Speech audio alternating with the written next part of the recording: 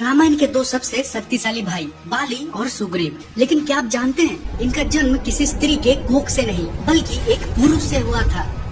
कहानी शुरू होती है जब ब्रह्मा जी ध्यान में थे। उनकी आंख से गिरा एक दिव्य आंसू से जन्म हुआ एक महाशक्तिशाली बानर का ऋक्षराज। ब्रह्मा जी ने उन्हें आदेश दिया, तुम सुमेरु पर्वत पर रहकर धर्म की रक्षा करो। एक दिन ऋक्षराज को एक शांत तालाब दिखाई दिया, लेकिन उन्हें पता नहीं था ये तालाब श्रापित था।